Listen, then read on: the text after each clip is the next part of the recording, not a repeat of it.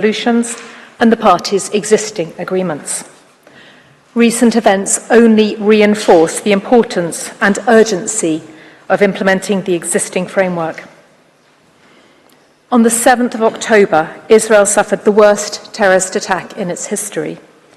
Hamas's terrorist attacks and the ensuing conflict in Gaza have resulted in tragic and large-scale loss of life and injury to civilians.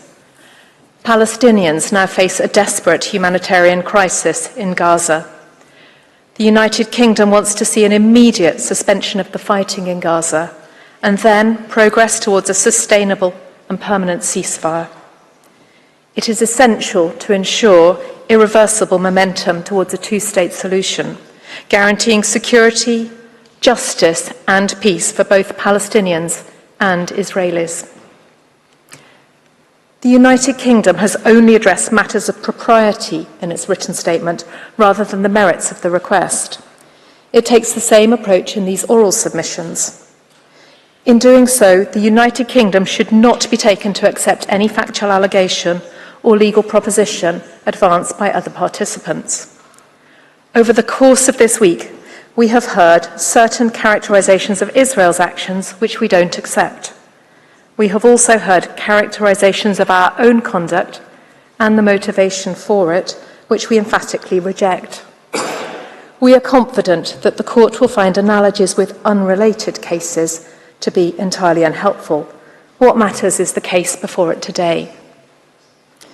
The United Kingdom confines its submissions to relevant matters of legal principle, firmly founded on the court's own jurisprudence. We submit that the terms of the request do not allow the court to give an opinion in a manner consistent with its judicial functions. The United Kingdom will focus today on 3 key points concerning propriety, which will be developed by Professor Saroushi. They are: first, the impact of the non-circumvention principle in this case.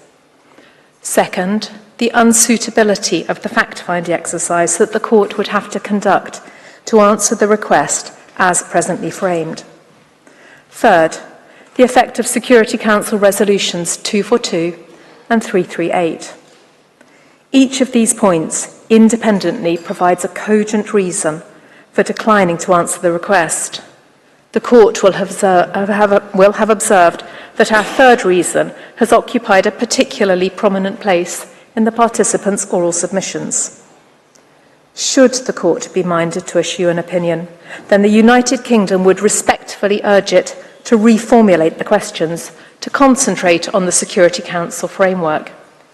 In this scenario, the court should focus on assisting the General Assembly in supporting urgent progress towards a negotiated solution. I will address this point in concluding the United Kingdom submissions later. But first, Mr. President, I invite you to give the floor to Professor Saroushi to address the issues of propriety.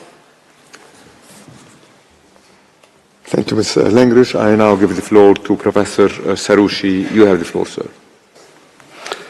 Mr. President, members of the Court, it is an honour to appear before you on behalf of the United Kingdom. I shall first address the non-circumvention principle. The Court's jurisprudence has long recognised the distinction between its advisory and contentious jurisdictions. The Court has held consistently that its advisory jurisdiction cannot be used to undermine the fundamental requirement of state consent. Further, it should not provide a form of judicial recourse for parties, nor should the Court resolve disputes between parties using its advisory jurisdiction. Instead, the Court's advisory function is to offer legal advice to the UN organs requesting the opinion in order to assist them in their activities. Let me be clear. The United Kingdom does not submit that a state whose rights or duties may be affected by an opinion can prevent the Court from giving an opinion. Rather, consistent with the Court's jurisprudence, the United Kingdom's submission is that where a request is, I quote, directly related to the main point of a dispute between two parties, then the Court should refrain from giving an opinion. In the words of the court in Western Sahara, to give an opinion in such a case, I quote, would have the effect of circumventing the principle that a court is not obliged to allow its disputes to be submitted to judicial settlement without its consent. Close quote. If the court were to answer the request as currently formulated, it would entail a breach of the non-circumvention principle. The United Kingdom makes 4 points. The first relates to the nature and content of the bilateral dispute. It is more than a mere difference of views. It is a dispute of acute sensitivity. It is long-standing. It concerns the status of Israel's occupation, issues of security, and the conditions under which Israel can and should withdraw from the occupied Palestinian territories. Second, the request engages that core dispute. The General Assembly asks the court to consider in express terms and rule on both the legal status of the occupied territories and the legal consequences of that status. The court is also invited to make findings of Israeli responsibility in relation to its policies and practices. This engages key permanent status issues which are at the heart of the Israeli-Palestinian dispute, including on Jerusalem, on settlements, on security arrangements, and on borders. Indeed, a key participant has described the Assembly's request as taking the entire Palestine question to be looked at by the highest court in the globe. The third point concerns the relief requested. The court is asked to determine that Israel's occupation is unlawful and to order that Israel should withdraw immediately from the occupied territories as a result. Over the course of this hearing, the court has repeatedly been requested to order Israel's immediate, unconditional and total withdrawal. This repeated insistence further demonstrates that the court is being asked to decide the main point of the dispute, which several states recognise. Finally, Israel has not consented to the main points of the dispute being resolved by this court. To the contrary, it has asked the court to refuse to respond to the request. Given the content of the request as currently formulated, there is thus no basis on which the court should answer it.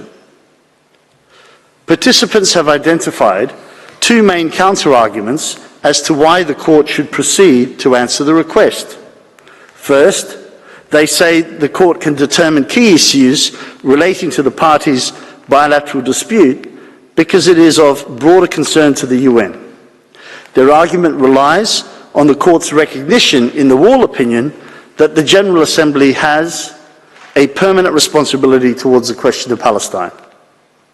The result, they say, is that the request arises, quote, in a much broader frame of reference than a bilateral dispute. With respect, the United Kingdom disagrees. The General Assembly's consideration of a bilateral dispute does not mean that the non-circumvention principle is inapplicable. If it did, the principle would never apply in any advisory proceedings, since any bilateral dispute on which the Assembly made a request would always fall within the so-called broader frame of reference. Such an approach would deprive the non-circumvention principle of all practical application. This approach to the United Kingdom is consistent with the Wall opinion. That opinion did not concern the core aspects of the Israeli-Palestinian dispute. The court itself accepted that it could not properly address what it referred to as the greater whole of the dispute. Judge Higgins characterized that approach as wise and correct. Judge Karoma was careful to distinguish the request in the Wall case from any such broader request that concerned the Israeli-Palestinian conflict as such or its resolution. And Judge Awada accepted that the court's answer should not, quote, be tantamount to adjudicating on the very subject matter of the underlying concrete bilateral dispute that currently undoubtedly exists between Israel and Palestine. A related point that several participants have advanced is that the Israeli-Palestinian dispute is multilateral in character because it concerns erga omnes obligations. The fact that a bilateral dispute may involve obligations in which states have a collective interest does not obviate the need for consent for that dispute to be resolved before the court. Nor does it change the fact that there are two participants involved in that bilateral dispute. The second counter-argument on non-circumvention is that the non-binding nature of advisory opinions means that a court can opine on a bilateral dispute. Like the first argument, this would deprive the non-circumvention principle of all practical application. By definition, Mr. President, all advisory opinions are non-binding, and so the principle would never apply in any advisory proceedings. This ignores that the court is being asked to make findings about Israel's liability and responsibility for various alleged breaches of international law that are central to the bilateral dispute. The court would in substance be deciding on the main points of the dispute if it were to answer the request as formulated. And that is precisely the problem that the non-circumvention principle is intended to avoid. This submission also ignores that serious legal consequences may result from the court's findings. This risk is even more pronounced since several participants asked the court to make legal determinations for the express purpose of clarifying the law relevant to the parties' negotiations. In sum, the principle of non-circumvention is engaged in this case. Mr. President, members of the court, if this fundamental legal principle is ever to have any real meaning or application, the court must decline to answer the request as currently formulated. I now turn to the United Kingdom's argument concerning the court's factual inquiry. Let me be clear. The United Kingdom is not questioning the court's competence to make factual findings. The court can, of course, do so, and the United Kingdom does not suggest otherwise. Nor is there any doubt that the information and evidence available to the court is voluminous. Rather, it is the sheer scale and complexity of the factual determinations that would need to be made by the court in these advisory proceedings which is the problem. The United Kingdom is not the only participant to raise this issue. Allow me to highlight a few features of the factual determination process in this case. The request in the present case makes no attempt to set out its factual basis. This stands in stark contrast to the Wall opinion. In that case, the request by the General Assembly was based on assumed facts described in a single report by the UN Secretary General. As one key participant accepts, and as the court's jurisprudence reflects, this means that it is for the court, in exercising its judicial function, to independently evaluate the factual materials that have been submitted to it. In this case, the request asks the court to determine a long list of legal issues and make the necessary factual findings to support them. This is by reference to the entire factual record stretching back some 57 years and the UN dossier spanning nearly 30,000 pages. As a matter of practicality, it is unclear how the court can properly make the broad range of findings required to answer the request and consider such a volume of material, especially when exercising its advisory jurisdiction, where the court cannot fall back upon considerations of burden of proof. It is no answer to assume that the court can defer to the reports of UN bodies. The court must reach its own independent findings of fact. We emphasise that several states, including the United Kingdom, have expressed reservations about these UN reports. The court's task is further complicated by a factual landscape that's rapidly shifting in the context of an ongoing and active conflict. This creates the serious risk that the court may draw legal conclusions on an incorrect factual basis.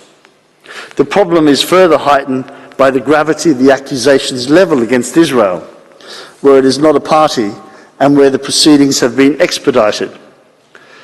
As this court has long recognised, quote, claims against the state involving charges of exceptional gravity must be proved by evidence that is fully conclusive. In sum, the United Kingdom submits that there is a serious risk that the court may undermine its judicial function by giving an advisory opinion in such a context.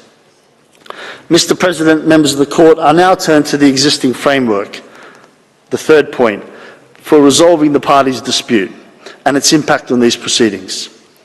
The court is well aware of the agreed framework for a permanent settlement of the parties' disputes as contained in Security Council Resolutions 242 and 338 and in the parties' interim agreements. The precise terms of Resolution 242 are worth recalling. They identify the two interdependent principles of withdrawal and security, to which the court was referred on Wednesday. To be clear, this resolution does not determine that the occupation is unlawful. The terms of the resolution make this plain. The Security Council and the General Assembly continue to endorse this framework. Most recently, in December 2023, the Council affirmed its unwavering commitment to a two-state solution. Both organs also continue to recognise that a permanent settlement requires a negotiated solution under the auspices of the UN. Many states in these proceedings have emphasised the need for a negotiated solution and the importance of preserving the agreed framework in the context of these proceedings. The United Kingdom shares these views. The parties' agreed framework provides a further basis for declining to answer the request. That framework envisages the negotiation of Israel's withdrawal, not a court decision requiring it. In response to this submission, three main points have been raised by other participants. First, it is said the negotiation process has been stalled for some time. This does not negate the validity of the Security Council framework, nor does it change the reality that a negotiated solution under the UN's auspices is the only possible way in which the conflict will be resolved. It underscores the need to strengthen that process rather than undermine it. Second, some participants have referred to the court's jurisprudence on whether it should take account of adverse political consequences when considering propriety.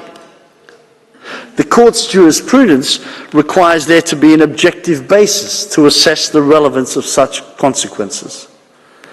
In this case, there is an objective basis. It is the established Security Council framework. The General Assembly's general mandate in respect of the Palestinian question cannot override the Security Council framework. Third, it is argued that an opinion will not interfere with the Security Council framework or with negotiations conducted under its auspices. Instead, it is claimed an opinion will assist that process. Participants rely on the court's statement in the Wall opinion that the negotiations must be conducted in accordance with international law and equivalent language in Council resolutions. And so the court's legal conclusions can and should, they say, constrain the bases on which those negotiations are conducted. With respect, Mr. President, this argument is flawed. It would undermine the very premise of the Council's framework if the court were to address the status of the occupation and require Israel's withdrawal. As I observed earlier, that framework inextricably links withdrawal with security and applies on a reciprocal basis. An unconditional order directed at only one party contradicts that fundamental requirement. It also undermines the additional premise that Israeli withdrawal will be achieved by negotiation rather than by a court opinion. Furthermore, an opinion addressing the parties' obligations would prejudice their negotiating positions and thus contravene the court's injunction in the interpretation of peace treaties and the Western Sahara advisory opinions. That, I quote, the legal position of the parties to a dispute cannot be in any way compromised by the answers that the court may give to the questions put to it. For these reasons, the United Kingdom respectfully requests the court to decline the request as presently formulated. Mr. President, I now invite you please to give the floor back to Ms. Langrish. I thank Professor Saroushi. I now give the floor back to Mrs. Langrish. You have the floor, Madam. Thank you, Mr. President, members of the court. So Professor Saroushi has explained why the court should decline to answer the request. But if the court is nonetheless minded to provide an opinion, the United Kingdom proposes an alternative course, which seeks to respect the existing framework and ensure the parties' compliance with it. We foreshadowed this approach in our written statement. It is firmly rooted in the court's jurisprudence. Let me start by recalling the court's recognition in the Wall opinion that the resolution of the dispute requires the implementation of Security Council resolutions, in particular resolutions 242 and 338. This, in turn, requires a negotiated solution to the outstanding problems and the establishment of a Palestinian state existing side by side with Israel. Judge Higgins was even more prescriptive. She rightly observed that the resolutions embody key underlying requirements for the resolution of the Israeli-Palestinian dispute, namely that Israel is entitled to exist, to be recognized, and to security, and the Palestinian people are entitled to their territory, to exercise self-determination, and to have their own state. Judge Higgins further recalled that Resolution 1515 of 2003 envisages that these long-standing obligations are to be secured both generally and as to their detail by negotiation. Her view was that the court, and I quote, should have used the latitude available to it in an advisory opinion. And she reminded both parties not only of their substantive obligations under international law, but also of the procedural obligation to move forward simultaneously. The United Kingdom's position on the principles for the implementation of Resolutions 242 and 338 has long been clear. First, there must be an agreement on the borders of the two states based on the June 1967 lines with equivalent land swaps between the parties. Second, security arrangements for the Palestinians must respect their sovereignty, and for Israel, they must protect its security. Third, a just, fair, agreed and realistic solution to the refugee question must be put in place. And fourth, the aspirations of both parties for Jerusalem must be fulfilled through negotiations on the status of Jerusalem as the future capital of both states. The United Kingdom agrees with those states that urge the court not to cause prejudice to the existing Security Council framework or to decide any aspect of the parties' bilateral dispute. Like other participants, the United Kingdom recognises that an alternative route to respect propriety is to reinterpret the request or reformulate its terms. There is no question that the court has the power to proceed in this way.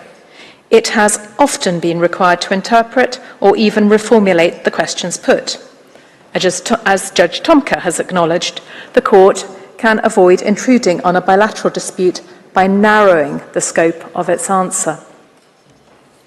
The question for the Court is how best to achieve these aims. We propose that the Court's opinion should focus on endorsing the continued application of the agreed framework with a view to ensuring its urgent implementation. An answer of this kind would respect the 3 propriety limitations that we have identified. It would also assist the General Assembly to discharge its mandate on the Palestinian question, which many participants have emphasised is the object of this request. More specifically, the United Kingdom in this alternative submission respectfully invites the Court to do the following: to endorse the continued application of the Security Council framework to both parties and the need for its urgent implementation at the earliest possible opportunity, to recall both parties' obligations to respect the terms of the Council's framework, to recall both parties' agreement not to aggravate their dispute by taking any step to change the status or integrity of the occupied territories until a negotiated solution is agreed. And lastly, to reaffirm the parties' obligations in their interim agreements that they negotiate on permanent status issues. In this way, the Court could assist the General Assembly in achieving its stated objective, which is to support urgent progress towards a negotiated solution within the Security Council framework. The United Kingdom reiterates that a negotiated 2-state solution is the only way in which the Israeli-Palestinian conflict will be resolved. Mr. President, honourable members of the Court, thank you for your attention. That concludes the United Kingdom's submissions. I thank the delegation of the United Kingdom for its presentation. I invite the next participating delegation, Slovenia, to address the Court, and I call Mr. Helmut Hartmann to the podium.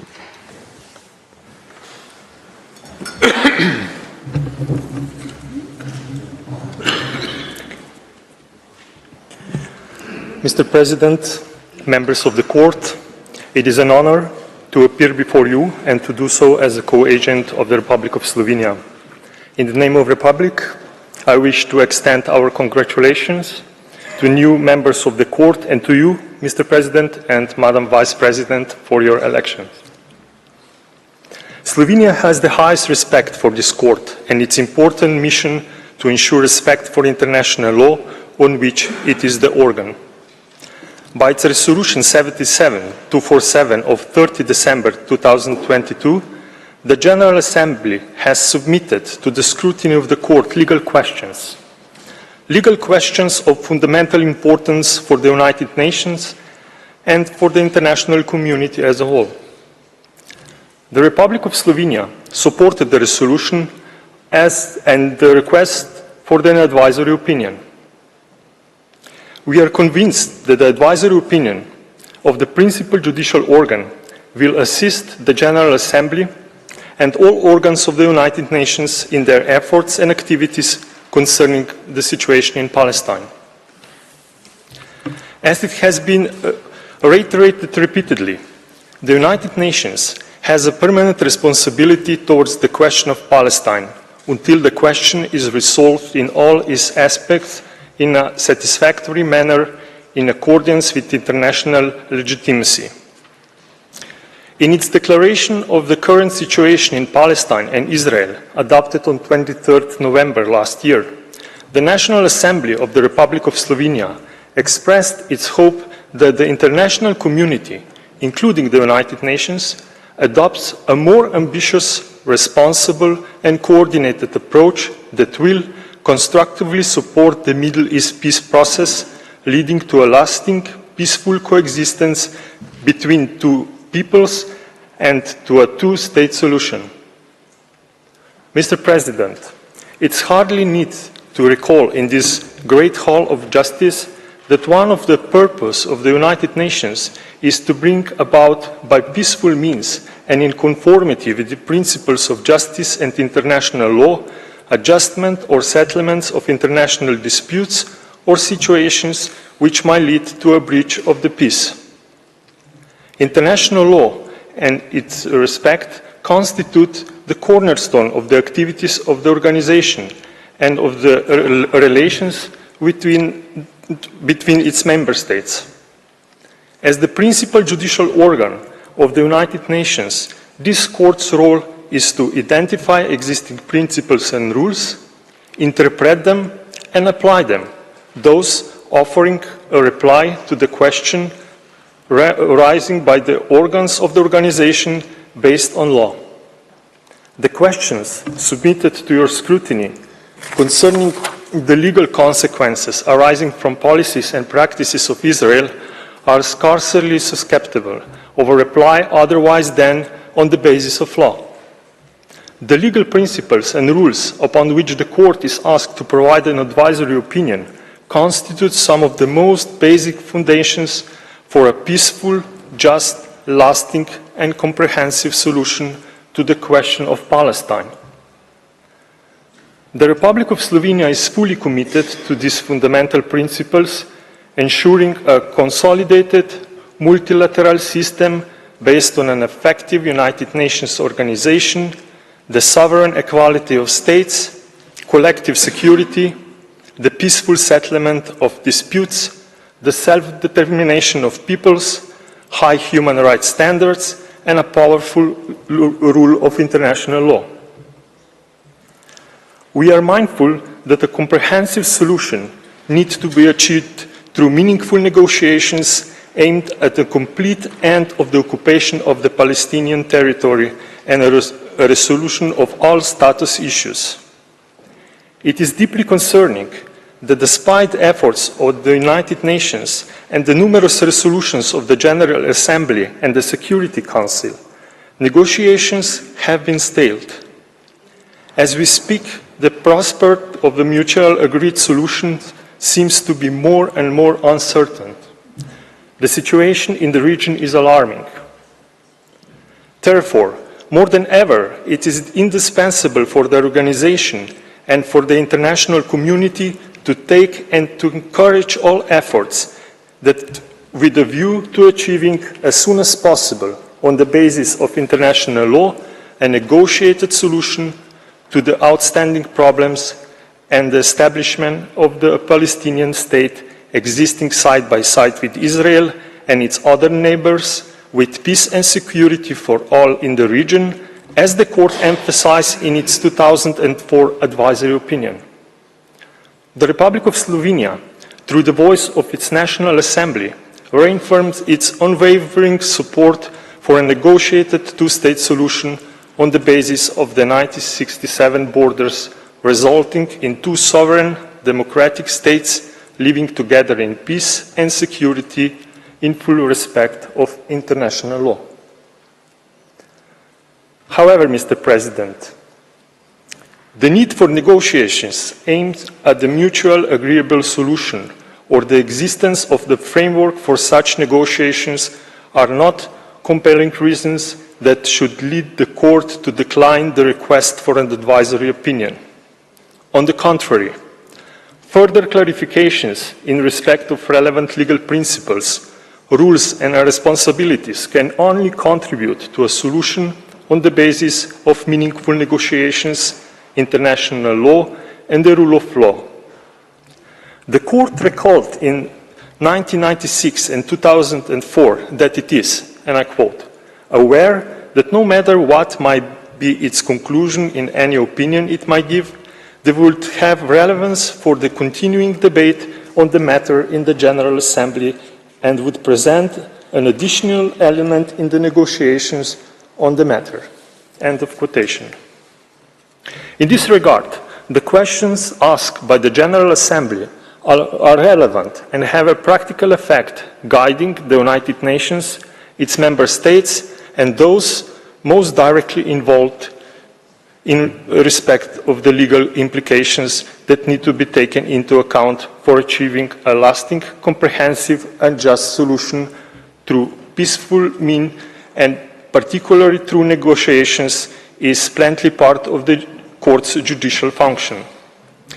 As a court of law, as a world court, you are entitled to pronounce on legal questions that will and must drive, frame, and facilitate further actions and negotiations aimed at a full and complete settlement of the questions of Palestine.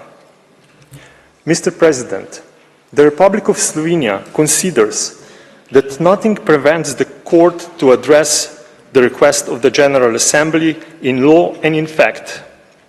As I have already recalled, the questions are legal ones. The court is asked to opine upon the legal consequences arising from policies and practices of Israel.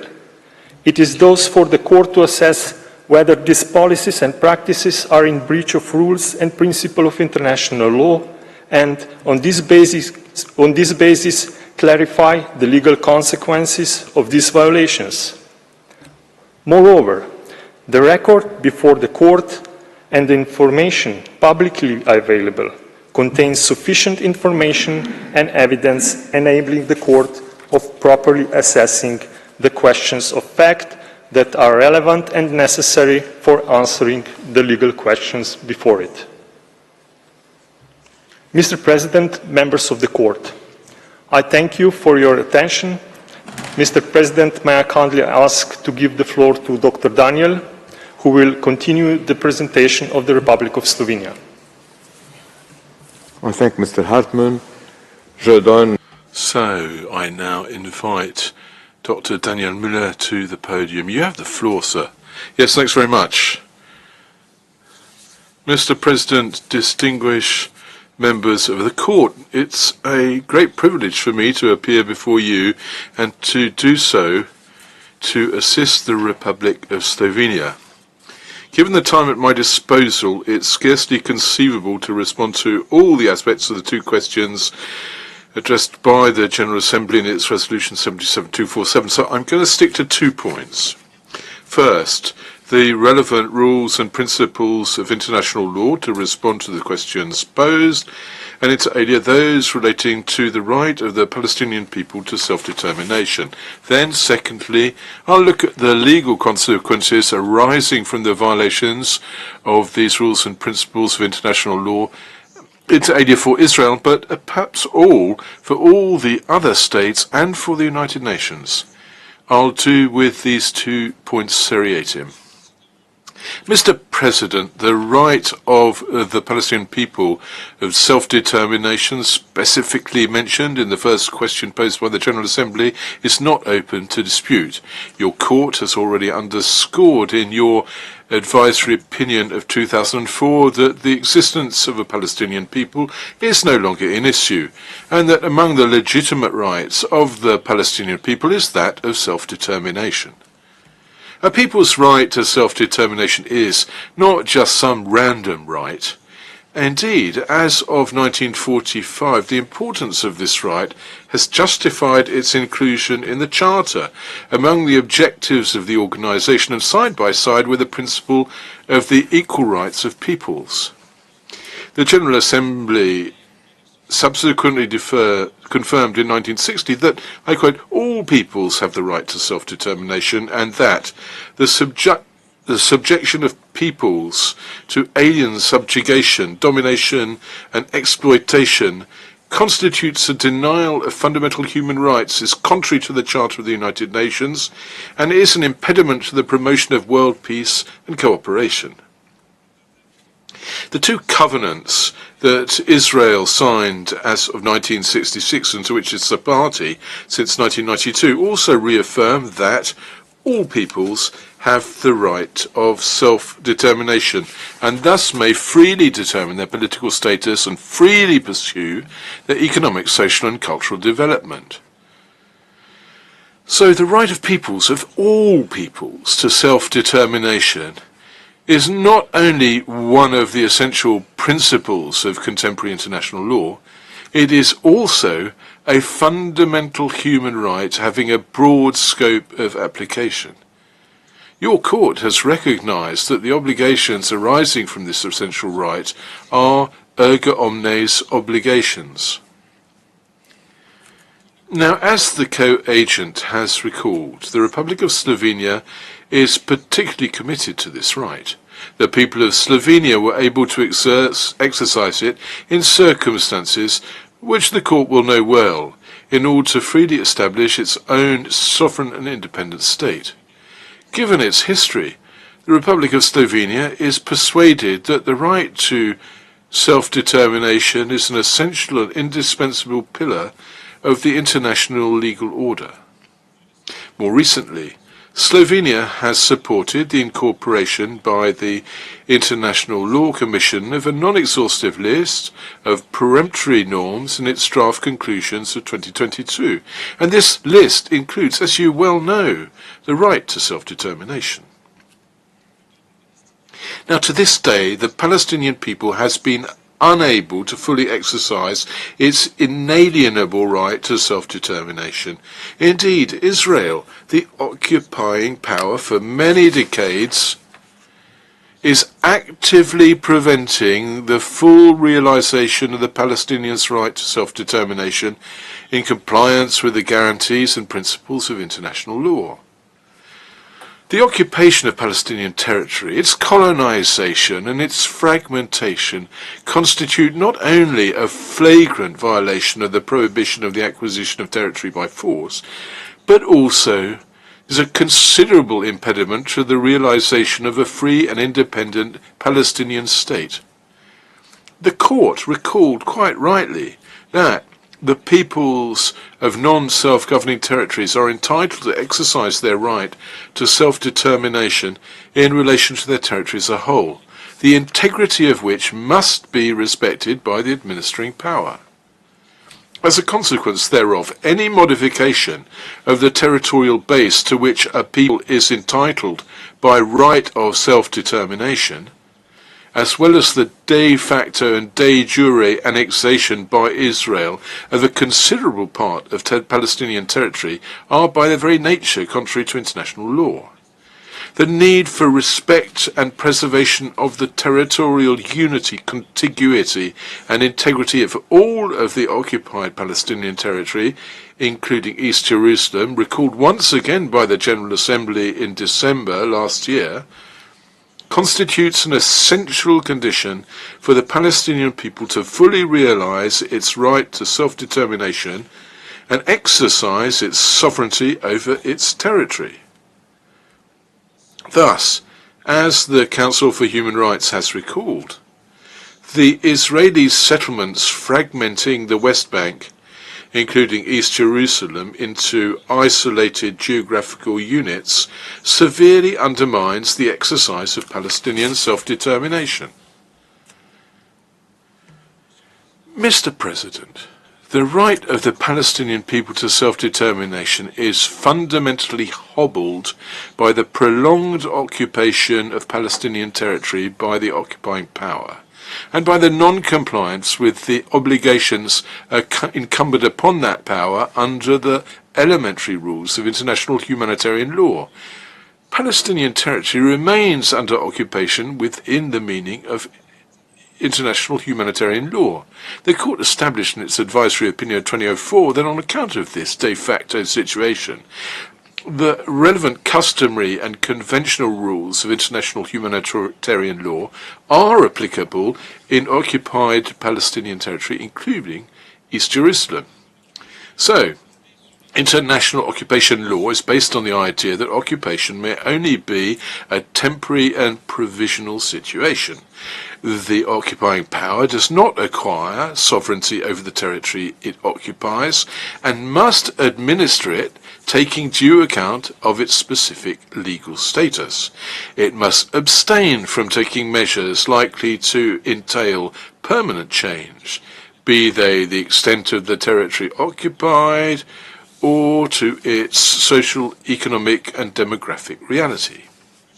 More generally, the occupying power must not exercise its authority in order to promote its own interests, or with the aim of using the inhabitants, their property, or the resources of the occupied territory for its own benefit. The occupying power must ensure the protection of the population subject to occupation and take the necessary measures in order to respect their rights and ensure their implementation. Above all, that includes the fundamental rights guaranteeing dignity, equality, and the value of the individual. Rightly, the Court confirmed in 2004 that the treaty instruments relative to human rights remained applicable in OPT, and thus must be respected vis-à-vis the men, women, and children of Palestine. The practices and policies implemented by the occupying power in occupied Palestinian territory do not comply with the elementary obligations of international human rights law or international humanitarian law. The Court already confirmed this in 2004 with respect to the construction of the wall. However, the colonization of occupied Palestinian territory, including East Jerusalem, and the installation of settlements with the aim of achieving lasting demographic change, and the displacement of Palestinians, the destruction of their houses and their property, have but accelerated. The Court, the General Assembly, and the Security Council have recalled that settlements in occupied Palestinian territory have no legal basis and remain illegal. The Council vigorously regretted for a long time the continuation and persistence of Israel in pursuing those policies and practices.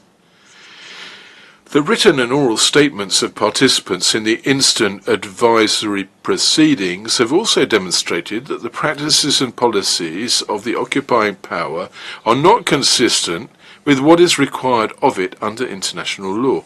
All these violations of international law arising from the prolonged occupation compromises the effective exercise by the Palestinian people for its right to self-determination and the achievement of a two-state solution, to which the Republic of Slovenia remains profoundly committed.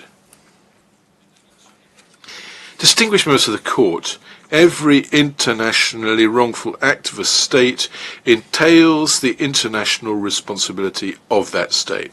That key provision of the Articles on State Responsibility for Internationally Wrongful Acts contains in itself a part, an important part indeed, of the answer to the question of the legal consequences of the policies and practices which are before you. Israel has engaged its international responsibility. The content of the international responsibility of the State of Israel, or to use the terms of the ILC, the legal consequences involved by this responsibility, are enumerated in Articles 29 through 32 of the Articles on State Responsibility. Israel has the obligation to put an end to its internationally wrongful acts and to all the practices preventing the Palestinian people from fully exercising its right to self-determination. First and foremost of which are the prolonged occupation and annexation of Palestinian territory. Israel must fully carry out its international obligations, in particular its obligation to respect and promote the self-determination of the Palestinian people in the full compliance with international law.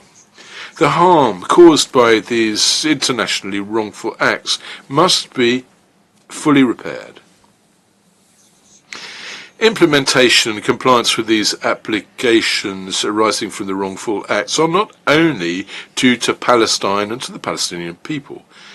On account of the erga omnes nature of the rules and obligations breached, which rules are due to the international community as a whole, any state, without distinction, is entitled to invoke Israel's responsibility.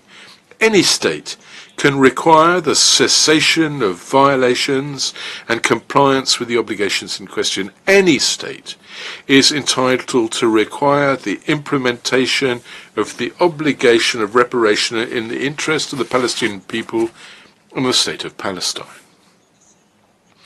As the Court recalled in the Barcelona Traction case, in view of the importance of the rights involved, all states can be held to have a legal interest in their protection.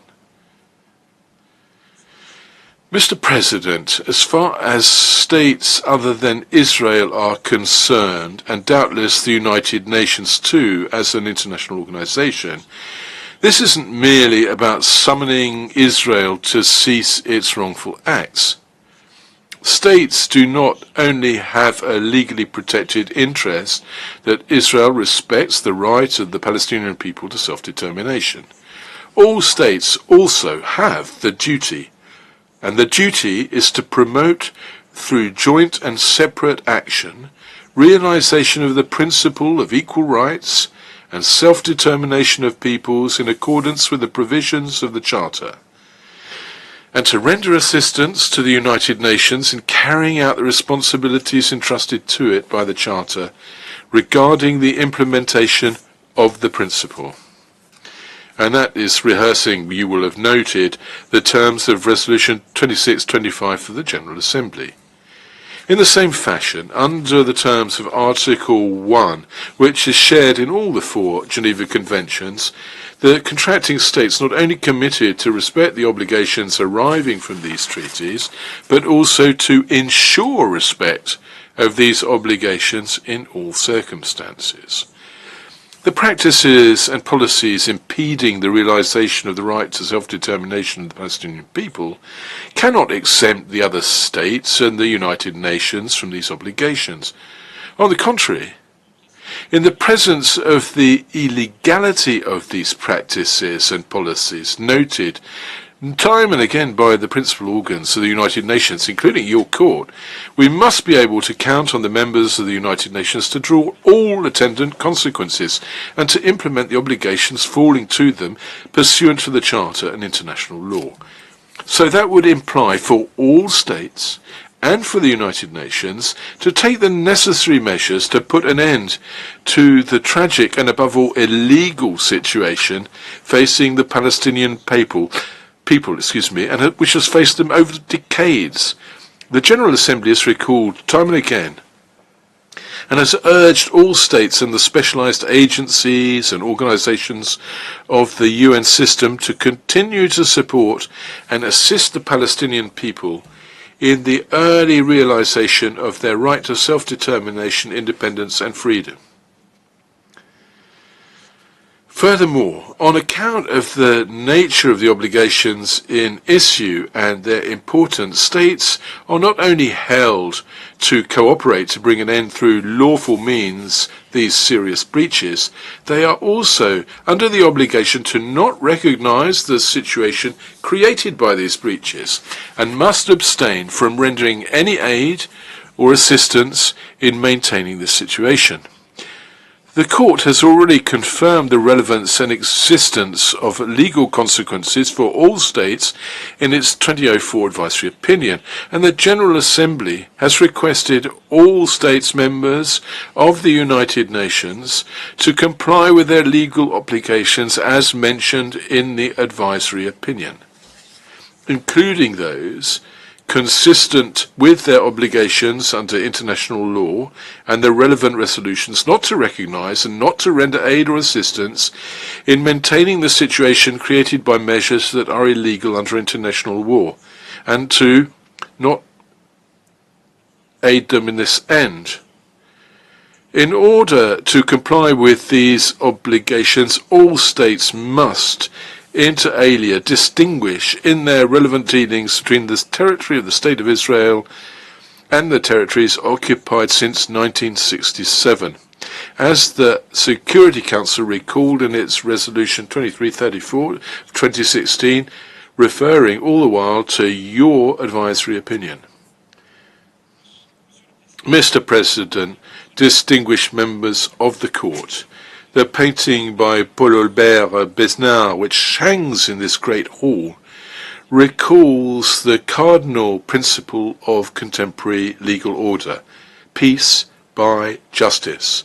The Republic of Slovenia is firmly convinced that the scrupulous respect of international law, where the court is the principal judicial organ, can put an end to the unbearable and unacceptable situation in the region and work for a just and lasting peace in which every state in the area can live in security. Mr. President, these words close the oral presentation of the Republic of Slovenia, and on behalf of our delegation, I would like to thank you for your kind attention. I thank the delegation of Slovenia for its presentation. I invite the next participating delegation, Sudan, to make its oral statement before the court and call upon Mr. Marwan Khair to take the floor.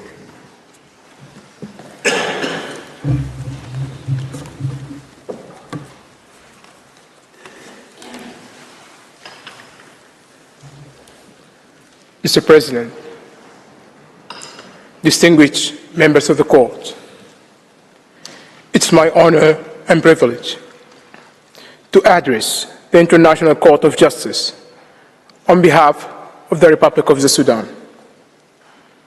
I express gratitude to this court for extending the opportunity for my country's participation in these advisory proceedings on the legal consequences arising from the policies and practices of Israel in the occupied Palestinian territory, including East Jerusalem.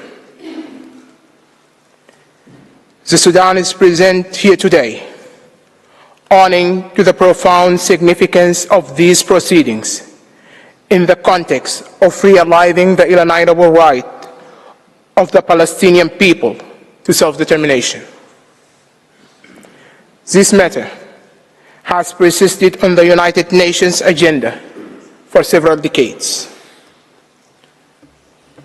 The dire circumstances prevailing in the occupied Palestinian territory over the past decades, compounded by the current severe humanitarian crisis in Gaza Strip, underscore the profound jeopardy facing the fundamental rights of all people in the Middle East, particularly the Palestinians. Therefore, these oral proceedings assume critical importance in persuading the court to exercise its jurisdiction and accept this request for an advisory opinion. The Sudan contains that such a stand by the principal judicial organ of the United Nations would convey a definitive message to both Israel and Palestine, urging them to redouble their efforts in achieving peace and security for the mutual benefit for their peoples. Moreover, the Sudan maintained the perspective that in giving this advisory opinion, the court would assume a crucial role in fostering justice, peace, and security, not only in Israel and Palestine, but also in the Middle East and beyond. Mr. President, in accordance with the rules of court, we will address the statement specifically to the issue that, from the perspective of the Sudan, remains a point of contention among the participants in these proceedings, whether or not the court should give the requested advisory opinion. The statement will be as succinct as possible within the limits of what is necessary for adequate presentation of the Sudan's contention at this hearing. Mr. President, I respectfully invite you to give the floor to Professor Raimondo, who will proceed with the delivery of this oral statement. Thank you, Mr. President. Thank you, members of the court. I thank Mr. Khair. I now give the floor to Mr. Fabian Raimondo. You have the floor, sir.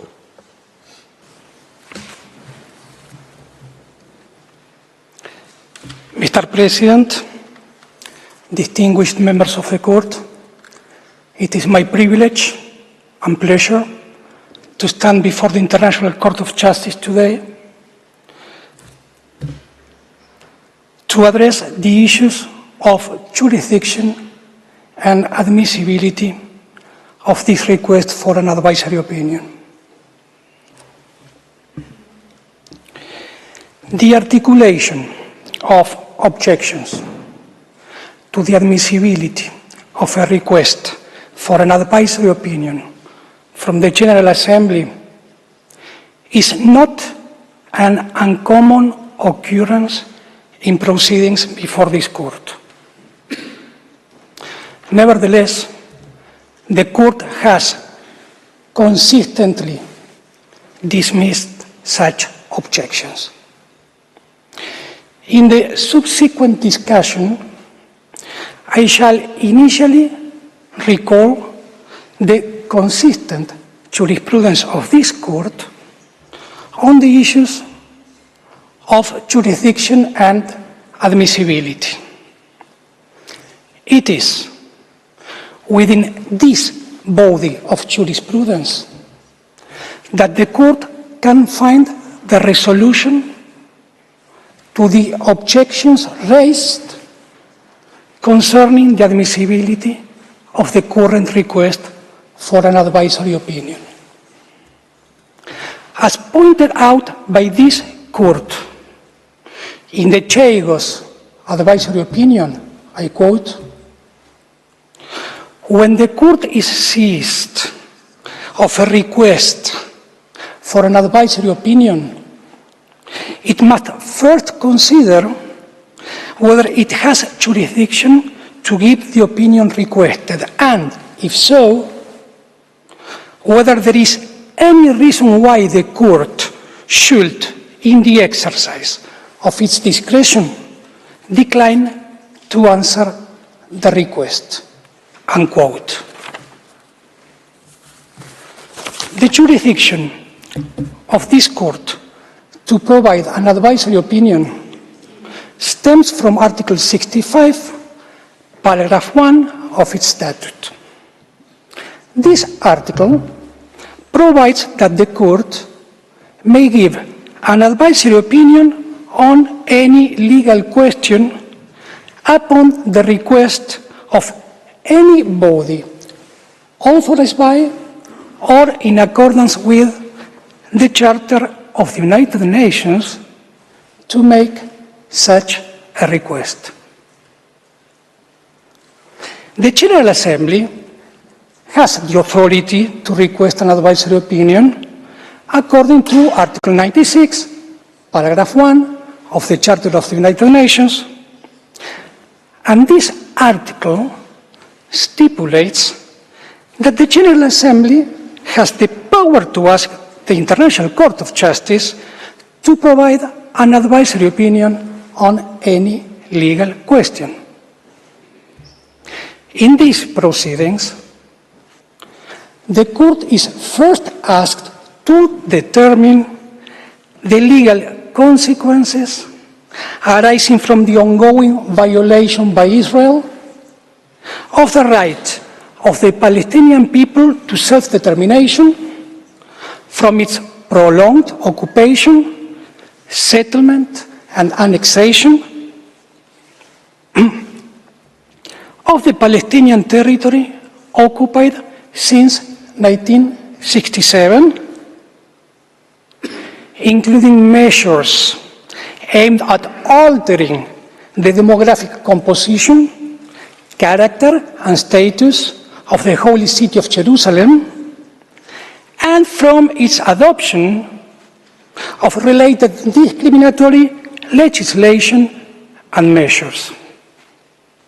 Next, the court is asked how said policies and practices affect the legal status of the occupation and what legal consequences ensue for all states and the United Nations from this status. Mr. President, members of the court, it is evident that these questions concern the legal consequences of violations of international law that have been recognized as such by the Security Council and the General Assembly, among other United Nations organs and bodies, as well as to the legal status of the occupation in view of those violations and the legal consequences of its illegality. The General Assembly requests the Court to answer these questions in accordance with, inter alia, the rules and principles of international law, international humanitarian law, and international human rights law. For these reasons, the Sudan believes that the request has been made in accordance with the Charter and that the questions submitted to the Court are legal in character.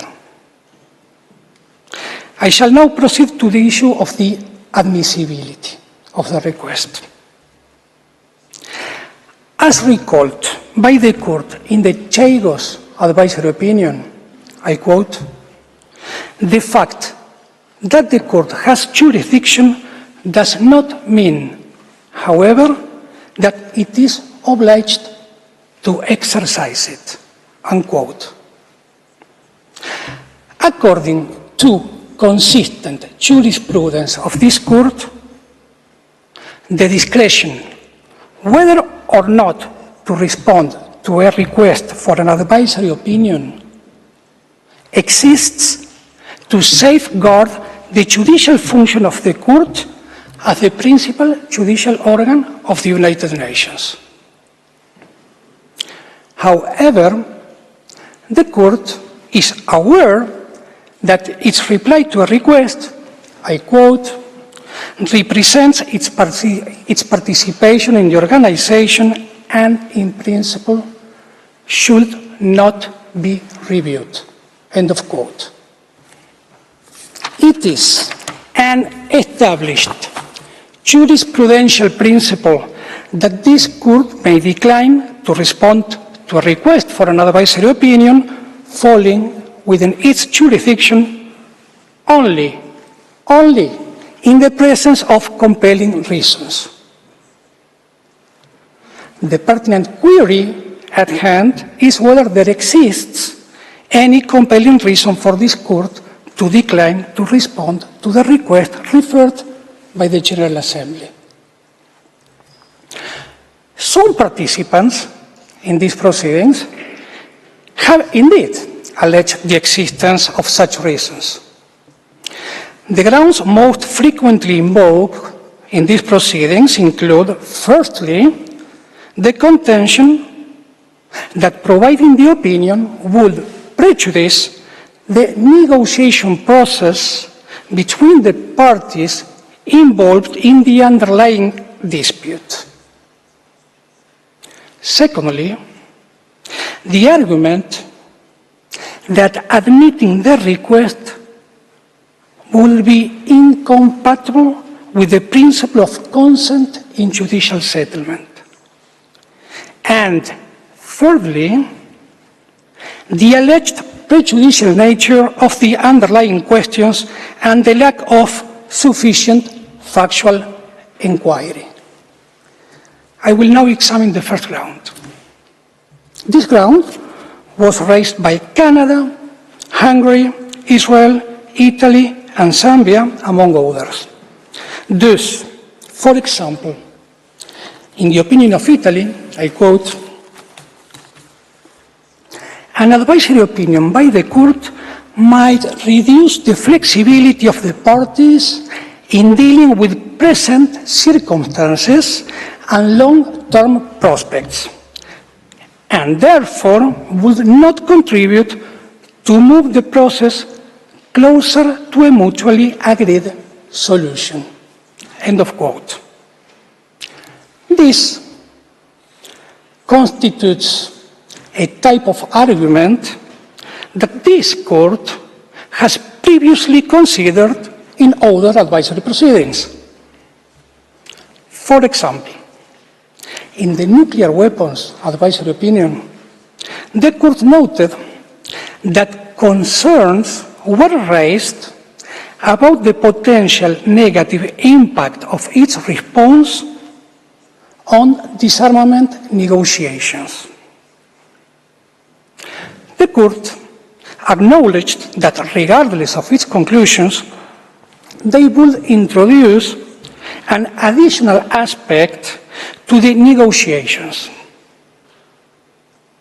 However, the Court stated that the ultimate effect of its opinion is a matter of appreciation and cannot be seen as a compelling reason to refuse exercising its jurisdiction.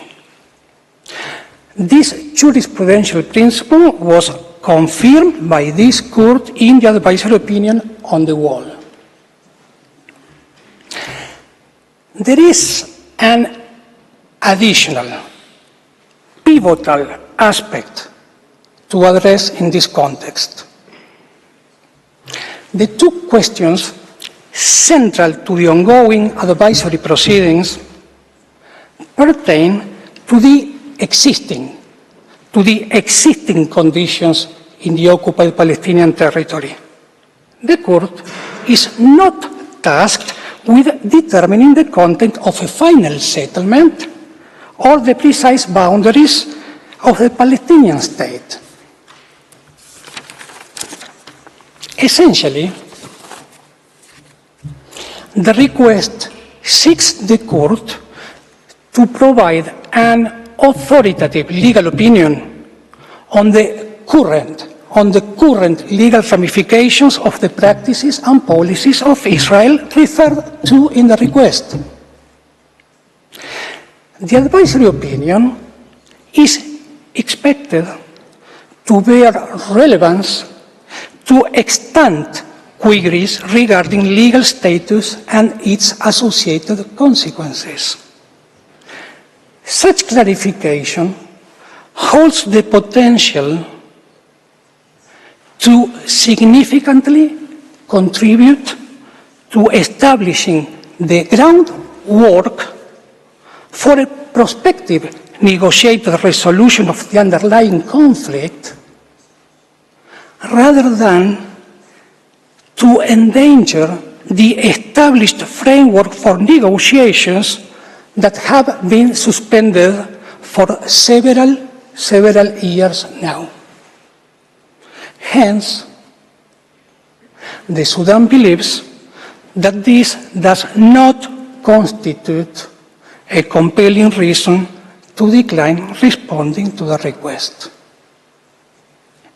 I shall now address the second ground, the contention that the opinion would circumvent the principle of consent in judicial settlement. This ground was raised by Canada, Fiji, Hungary, Israel, and the United Kingdom, among other participants.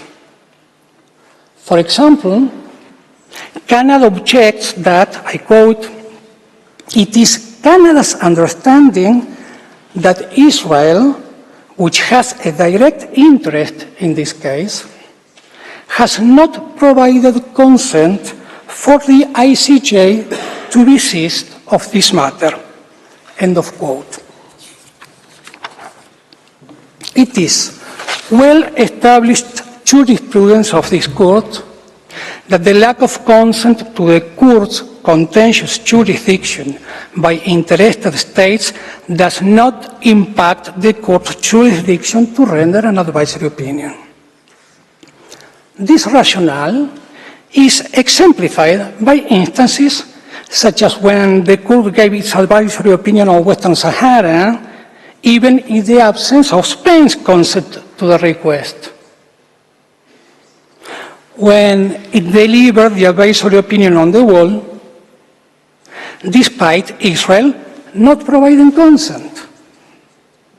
And when it issued the Chagos advisory opinion, notwithstanding the absence of consent from the United Kingdom.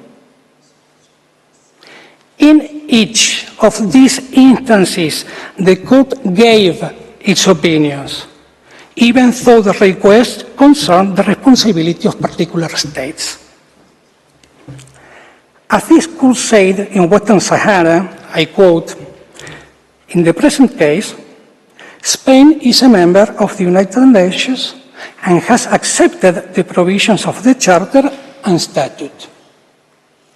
It has thereby, in general, given its consent to the exercise by the court of its advisory jurisdiction," unquote. In the Sudan's view, the same rationale applies in the current advisory proceedings. The General Assembly has consistently played a crucial role in matters concerning Palestine, as evident from the documentation presented in the Secretary General's dossier before this court. The Palestinian people are yet to realize their right to self-determination, a fact that no state can plausibly contest.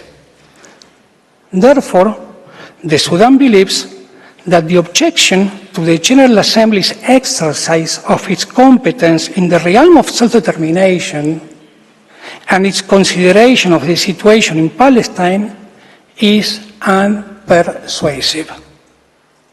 I shall now address the final ground, the allegedly prejudicial nature of the questions posed by the General Assembly and a lack of appropriate factual inquiry. This ground was raised by Israel in the following terms, I quote, "The tendentious questions placed before the court not only distort the factual reality, they fundamentally misrepresent the legal reality as well," end of quote. In the same vein, another participant in the proceedings, the United Kingdom, posits that the request is inadmissible on the ground that, I quote, "the court cannot be confident that it will have a complete or accurate evidential picture before it," end of quote. Further, in this regard, the United Kingdom contends that, I quote again, "insofar as Israel does not participate in the advisory proceedings by furnishing evidence relevant to the request, the court will lack material explaining the Israeli side of the picture," end of quote.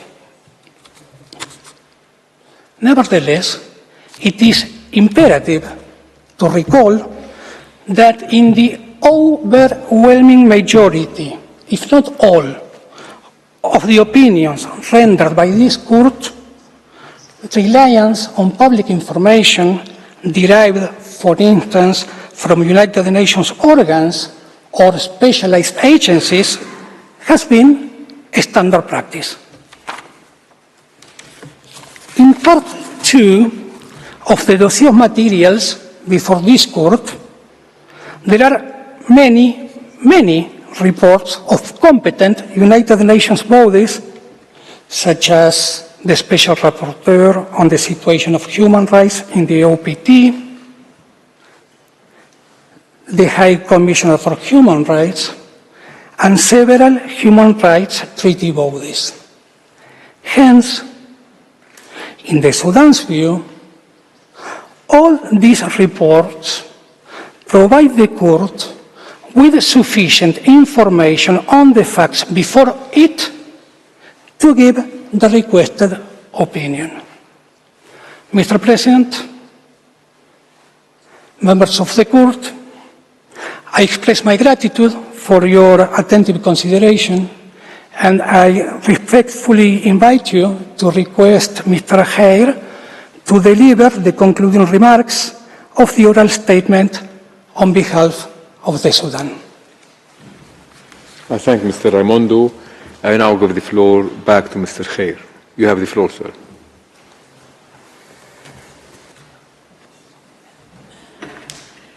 Mr. President, distinguished members of the court, I wish to emphasize the great significance of the right of peoples to self-determination. in advisory proceedings conducted before this court, wherein the exercise of this right was a pivotal concern. The court's opinion emerged out of fundamental elements shaping the legal framework for resolving the underlying disputes, such as the one concerning Namibia. If only we had a comparable equivalent for Palestine. The successful resolution of the protracted dispute surrounding Namibia can be largely attributed to the court's judicial task. It's respectfully suggested that you should persist in fulfilling that role in the present advisory proceedings. In the light of the foregoing, the Sudan concludes that the court not only has jurisdiction to give the advisory opinion requested by the General Assembly, but also that there is no compelling reason for this court to use its discretionary power not to give the opinion.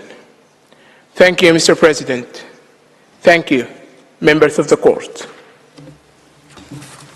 I thank the delegation of Sudan for its presentation. Before I invite the next delegation to make its oral statement, the court will observe a break for 10 minutes. The sitting is suspended.